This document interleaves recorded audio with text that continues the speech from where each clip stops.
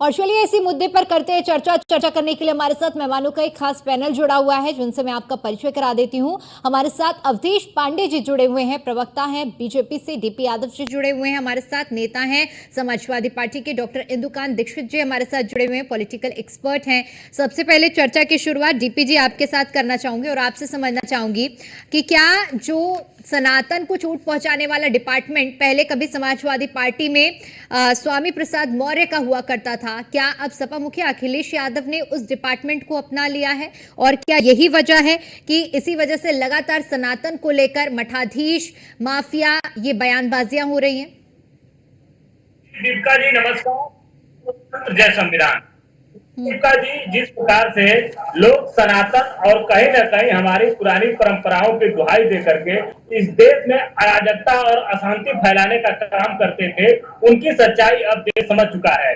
चाहे केंद्र की सरकार हो, चाहे उत्तर प्रदेश राज्य की सरकार हो, भारतीय जनता पार्टी के नेता बराबर सनातन की आड़ में कहीं न कहीं लोगों को गुमराह करने का काम करते रहे हैं। लेकिन अब देश के लोग सच्चाई समझ चुके हैं, उत्तर प्रदेश के लोग ये जान चुके हैं कि भारतीय जनता पार्टी की सरकार सिर्फ और सिर्फ गुमराह करने का काम करती है। इसी का नतीजा रहा दीपिका जी कि 2024 के लोकसभा चुनाव में उत्तर प्रदेश की जनता ने भारतीय जनता पार्टी को सबक सिखाने का काम किया। आप देखिए, जब शिक्षा की बात होती है, जब रोजगार की बात होती है, जब महिला सुरक्षा की बात होती है, जब कहीं ना कहीं स्वास्थ्य की बात होती है, तो भारतीय जनता पार्टी इन मुद्दों से ध्यान हटाने के लिए तमाम तरह के हथकंडे अपनाती है। आप देखिए, जिस प्रकार से मुख्यमंत्री योगी आदित्यनाथ की भाषा अपने आप को संत कहते हैं, हमें तो शर्म आती है कि इस प्रकार के संत, जहां संत की परिभाषा होती है कि शालीनता होनी चाहिए संत के अंदर, संत के अंदर कहीं ना कहीं ऐसा भाव होना चाहिए कि जिससे लोग प्रेरित हो, वैसी भाव भंगिमा को लेकिन संत के साथ साथ वो मुख्यमंत्री भी है ना डीपी जी, पूरे प्रदेश की जिम्मेदारी भी तो है उनके कंधों पर। निश्चित रूप से मुख्यमंत्री है, जनता ने उनको चुना है, लेकिन जिस प्रकार से वो मुख्यमंत्री पद की परिभाषा को भूल जा रहे हैं, वो संत की परिभाषा को भूल जा रहे हैं, वो बहुत ही दुखद और दुर्भाग्यपूर्ण है। हमें तो बड़ा अफसोस हो रहा है कि वो एक संत है, तो न संत परंपरा का वो निर्वहन कर पा रहे हैं, न मुख्यमंत्री के ऐसे तो कहा जाए डीपी जी, संत आपने कहा, मुख्यमंत्री पद की गरिमा की आपने बात की है, तो ऐसे तो मुख्यमंत्री पद की गरिमा ये भी होती है ना कि मठाधीश मुख्यमंत्री, माफिया मुख्यमंत्री, ये तुलना करना भी तो गलत है ना? तो देखिए, अगर वो इस प्रकार का आचरण करेंगे तो निश्चित रूप से उनको सुनना पड़ेगा। अगर आप सम्मान पाना चाहते हैं तो ऐसा आचरण तो करिए पहले, ऐसा उदाहरण तो पेश करिए पहले, इस प्रकार की शालीनता को दिखाइए, एक तरह का आप पैरामीटर तो सेट करिए। लेकिन वो इसी तरह के बातों के द्वारा कहीं न कहीं चर्चा में बने रहने के लिए वो कोई न कोई उपाय खोजते रहते हैं, जिससे हम बोलेंगे तो हम चर्चा में रहेंगे। अब देखिए, जिस प्रकार से 2024 के लोकसभा चुनाव में उत्तर प्रदेश में ये मान करके चलिए कि योगी आदित्यनाथ का नेतृत्व था, लेकिन उनकी करारी हार हुई, तब से वो कहीं न कहीं बौखला गए हैं और इस प्रकार के उटपटांग बयान दे रहे हैं, जिससे वो चर्चा में बने। ठीक है डीपी जी, लेकिन इन बयानों की शुरुआत तो समाजवादी पार्टी की ओर से हुई थी, इस बात को तो मानेंगे ना आप?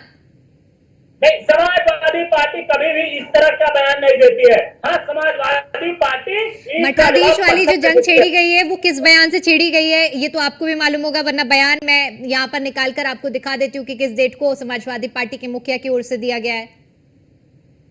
ये बताइए, जब 2017 का लोकसभा चुनाव हो रहा था, विधानसभा का चुनाव हो रहा था, तो कौन कहता था कि गर्मी शांत कर देंगे? किस तरह की उटपटांग भाषा बोलते थे ये? 2022 का विधानसभा चुनाव, उसमें भी उटपटांग भाषा बोलते थे, तमाम तरह के अमर्यादित अलोकतांत्रिक असंसदीय भाषाओं का इन्होंने प्रयोग किया है। अगर मैं आपके टीवी चैनल पर बैठे गिनाऊं तो कम पड़ जाएगा वक्त, इसलिए हम लोग ये चाहते हैं जी कि अगर आप शासन सत्ता में हैं तो आपकी जिम्मेदारी है जनता का कल्याण करिए, स्वास्थ्य व्यवस्था पर ध्यान दीजिए, शिक्षा पर ध्यान दीजिए, उत्तर प्रदेश की जो बदहाल व्यवस्था है उस पर ध्यान दीजिए, महिला सुरक्षा पर ध्यान दीजिए। तो आप कहीं ना कहीं इन समस्याओं से ध्यान हटाने के लिए तमाम तरह की वो बातें करते हैं जिसका आम जनता से कुछ भी लेना देना नहीं है। अवधेश जी क्या कहेंगे, क्योंकि देखिए सनातन का विरोध करके जिस तरह से सियासी बिसात बिछाई जा रही है, लगातार बयानबाजियां हो रही हैं, अब मैं ऐसे में समझना चाहूंगी जो आखिरी शब्द जो डीपी जी ने कहा है कि जो मूलभूत सुविधाएं हैं जो प्रदेशवासियों को मिलनी चाहिए उन पर ध्यान न देकर उन पर ध्यान भटकाने का काम बीजेपी कर रही है, सनातन के इर्द गिर्द घुमाने की राजनीति भारतीय जनता पार्टी कर रही है, क्या कहेंगे इस पर आप? देखिए दीपिका जी, भारतीय जनता पार्टी का नारा है विकास की विरासत भी और गरीब कल्याण भी और देश की सुरक्षा भी। और इन सभी मुद्दों पर योगी जी की सरकार पुनः प्रतिष्ठित हुई है और उत्तर प्रदेश में कानून का राज स्थापित हुआ है। जहां तक सनातन की बात है तो चुनाव में ये जो एनडी गठबंधन के लोग थे किस प्रकार से सनातन धर्म को समाप्त करने की बात करते थे, इसको डेंगू और मलेरिया की संज्ञा इन्होंने दिया। शक्ति शब्द को समाप्त करने की बात राहुल जी ने की। और उसी प्रकार से जब मुलायम सिंह जी मुख्यमंत्री थे तो उन्होंने अयोध्या में निहत्थे कारसेवकों पर गोली चलवाई, 14 कोसी 84 कोसी परिक्रमा पर प्रतिबंध लगाया, जो परिक्रमार्थी थे उनको जेल भेजने का काम किया। इन्होंने कांवड़ यात्रा पर प्रतिबंध लगाया, जन्माष्टमी पर प्रतिबंध लगाया, रामनवमी पर प्रतिबंध लगाया। राम और कृष्ण से नफरत करने वाले लोग हैं ये, और ये लगातार सनातन धर्म के खिलाफ बयान ही नहीं दे रहे। इस प्रकार का कृत्य इन्होंने अपने अपने समय पर किया है। मुख्यमंत्री जी ने अक्षरशः सही कहा है कि ये सनातन विरोधी लोग हैं और ये तत्व तो हमेशा इस सृष्टि में विद्यमान रहे हैं। जिस प्रकार से निशाचर होते थे और वो ऋषियों की तपोस्थली पर और उनकी यज्ञ को भंग करने का काम करते थे, उसी प्रकार से आप जो सनातनी प्रवृत्ति है उसको समाप्त करने की एक निशाचरी प्रवृत्ति समाजवादी पार्टी में है। और यूं कहे तो औरंगजेब की आत्मा घुस गई है समाजवादी पार्टी के नेताओं के अंदर, और इस प्रकार का बयान वो दे रहे हैं। लेकिन आगे नवरात्र आने वाली है और शक्ति के उपासक लोग सब लोग एक बार तय करेंगे ये जो आसुरी प्रवृत्तियां हैं, जो सनातन धर्म के समापन की बात करती हैं, इनका समूल नाश होने वाला है। क्योंकि ये जब शासन में थे तो इनके शासन में अंधेरा कायम था और डकैतों के रेपिस्टों के समर्थक है समाजवादी पार्टी के लोग। ये लोग आतंकवादियों के समर्थक हैं, ये लोग पाकिस्तान के समर्थक हैं। किस प्रकार से गाजीपुर में दुर्दांत अपराधी के सामने, किस प्रकार से प्रयागराज में दुर्दांत अपराधी के सामने, किस प्रकार से रामपुर में दुर्दांत माफिया के सामने इनकी सरकार दुम हिलाती थी और इनकी सरकार उनके सामने नाक रगड़ती थी। लेकिन आज उत्तर प्रदेश में कानून का राज है और योगी जी की सरकार है, और योगी जी की सरकार को दोबारा देश प्रदेश की जनता जनार्दन ने आशीर्वाद दिया है। इसलिए ये जो बात कर रहे हैं ये भाई सत्ता में नहीं है, बदहवास है। और इसीलिए जो सत्ता में इन लोगों ने किया है, जो इन लोगों ने जंगल राज कायम किया उत्तर प्रदेश के अंदर, ये फिर से जंगल राज की कल्पना करने लगे हैं। इसलिए अयोध्या में रेपिस्ट के साथ खड़े हैं, सुल्तानपुर में डकैत के साथ खड़े हैं और कन्नौज में ये रेपिस्ट के साथ खड़े हैं। पूरी पार्टी आज नंगी हो चुकी है। चलिए ठीक है, इंदु कांत जी से भी प्रतिक्रिया ले लेते हैं। क्या लगता है इंदु कांत जी, जो उत्तर प्रदेश की राजनीति है वो मठ मंदिर माफिया और धूर्त तक सीमित हो गई है? क्या लग रहा है इन सब बयानों के जरिए उत्तर प्रदेश में होने वाले उपचुनाव की सियासी बिसात बिछाने की तैयारी हो रही है राजनीतिक दलों की ओर से? आप कैसे देखते हैं, क्या निष्कर्ष और क्या इस पर विश्लेषण देंगे? जी दीपिका जी नमस्कार, मेरी आवाज आ रही है? जी जी, हमारे सारे को पैनलिस्ट दोनों लोग हैं उनको भी नमस्कार। देखिए, मैं व्यक्तिगत तौर पे मानता हूं कि जो माननीय अखिलेश यादव जी ने टिप्पणी की है कि साधु वेश में घूमते हैं जग में धूर्त, तो आखिरकार अखिलेश जी को किसने हक दिया ये बताने का कि कौन साधु है और कौन असाधु है?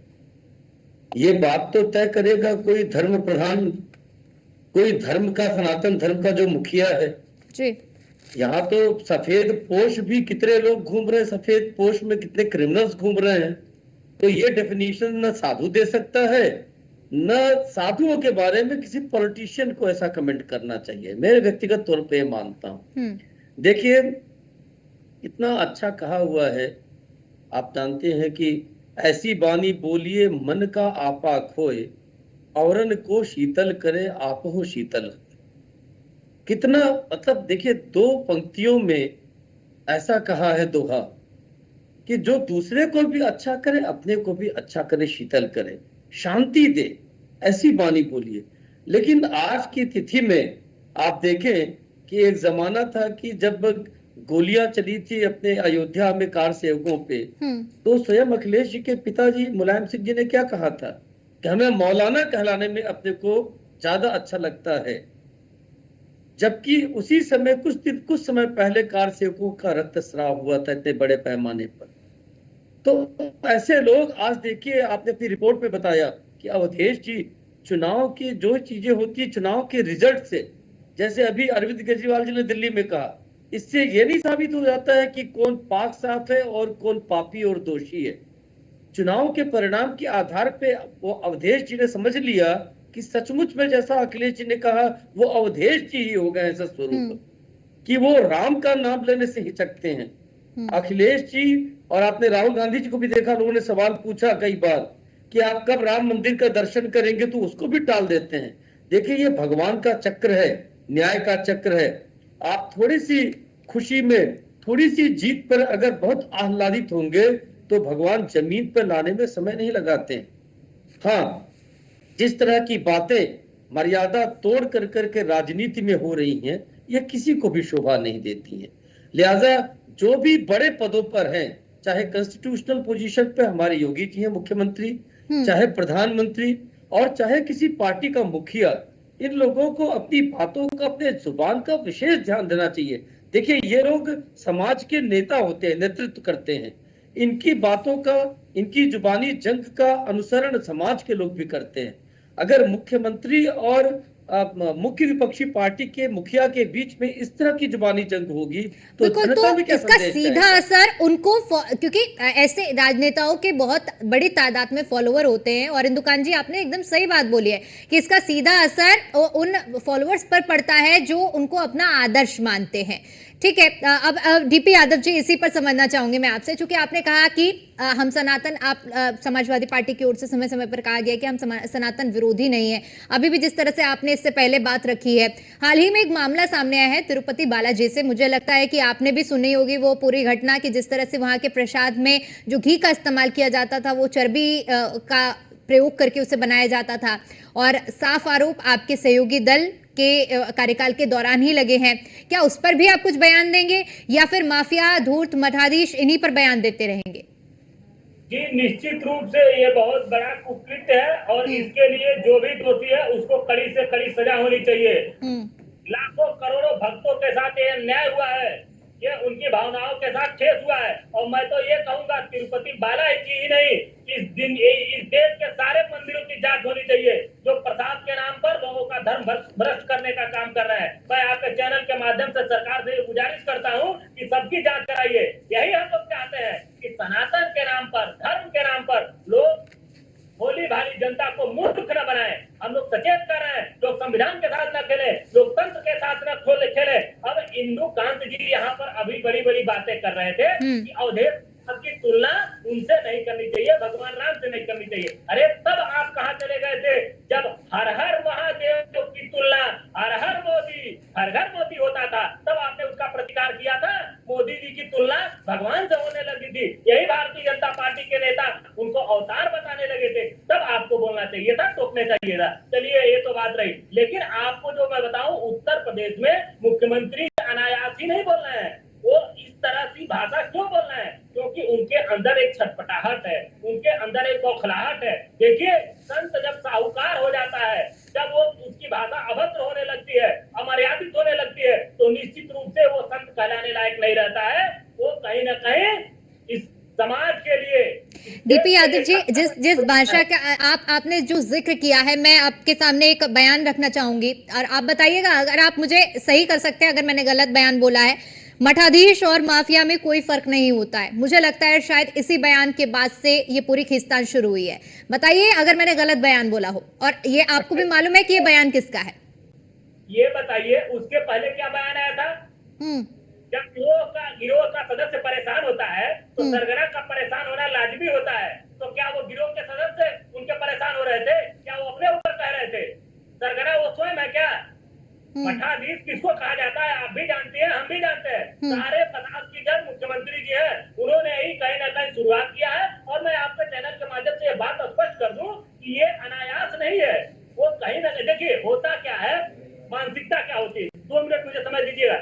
जब जो धर्म के नाम पर राजनीति करता है, धर्म के नाम पर भोली भाली जनता को कहीं ना कहीं गुमराह करने का काम करता है, तो जब उसकी सच्चाई जब जनता के सामने आ जाती है, लोग जब समझ जाते हैं कि ये तो मुझे केवल बेवकूफ बनाने का काम कर रहा है, तो कहीं ना कहीं जनता उसका विरोध करने लगती है। तो लोकतंत्र में जनता वोटों के माध्यम से 2024 के लोकसभा चुनाव में बता दिया, तो फिर से वो कहीं ना कहीं अपनी खोई हुई जमीन को वापस पाने के लिए वो कहीं ना कहीं धर्म की आड़ लेने लगता है, धर्म के नाम पर लोगों को गुमराह करने का काम करने लगता है। तो इस तरह के लोग ना तो अच्छे हिंदू होते हैं, ना मुस्लिम होते हैं, ना सिख होते हैं, ना ईसाई होते हैं। अच्छा, किसने जमीन खोई है, किसने जमीन खोई है और कौन धर्म के आड़ पर जमीन को तराशने की कवायद में है? बहुत छोटा सा जवाब दीजिएगा डीपी जी, क्योंकि अभी अवधेश जी का भी इस पर प्रतिक्रिया लेनी है। जी बताइए, क्या पूछ रही थी आप? आपने कहा ना कि धर्म के नाम पर अपनी जो खोई हुई जमीन को पाने का प्रयास कर रहे हैं, कौन कर रहा है प्रयास? अरे यही भारतीय जनता पार्टी के लोग कर रहे हैं। बहुत सरल भाषा है, भारतीय जनता पार्टी के लोग। इसमें हम लोग तो ये कोई छुपाने वाली बात नहीं करते घुमा फिरा के लोग। ये भारतीय जनता पार्टी ने ही सांप्रदायिकता की राजनीति की शुरुआत किया है और सांप्रदायिक राजनीति करती रही है। लेकिन अब इस देश में, प्रदेश में सांप्रदायिकता की राजनीति नहीं चलने वाली है। लोग कहीं ना कहीं बेरोजगारी पर बात करना चाहते हैं, शिक्षा पर बात करना चाहते हैं, स्वास्थ्य पर बात करना चाहते हैं, कानून व्यवस्था पर बात चलिए करना ठीक है चाहते हैं। अवधेश जी, ऐसा है क्या कुछ कि खोई हुई जमीन को आप लोग धर्म की आड़ पे पाने की जमीन बना रहे हैं, जमीन तैयार कर रहे हैं, सियासत की तैयारी सनातन के जरिए? देखिए, भारतीय जनता पार्टी सनातन परंपरा का सम्मान करती है और उसे इस बात का फक्र है। और भारतीय जनता पार्टी धार्मिक है और ये अधर्मी है, इसको इन्होंने खुद कहा है। और ये मठाधीश इनके नेता कह रहे हैं और ये संतों को साहूकार कह रहे हैं। इनको पता ही नहीं संत किसे कहा जाता है। जिस प्रकार से समाजवादी पार्टी संत की परिभाषा कर रही है, लगता है कोई मांसाहारी भेड़िया शाकाहार पर प्रवचन कर रहा हो। ठीक है, माफी के साथ आप सभी को रोकना चाहूंगी क्योंकि समय का अभाव है, इसलिए चर्चा को यहीं समाप्त करना पड़ेगा। आप सभी मेहमानों का बहुत बहुत शुक्रिया हमारे साथ चर्चा में जुड़ने के लिए और अपना कीमती समय हमें देने के लिए। तो उत्तर प्रदेश की राजनीति में इस वक्त जो सनातन को लेकर लगातार बयानबाजियां हो रही हैं, कहीं मठाधीश माफिया तो कहीं धूर्त तक तुलना की जा रही है। देखने वाली बात ये रहेगी कि आखिर सनातन की जो ये की आड़ में जो बयानबाजी हो रही है, ये आगे किस दिशा में जाती है और कब और कैसे इस पर फुल स्टॉप लगता है।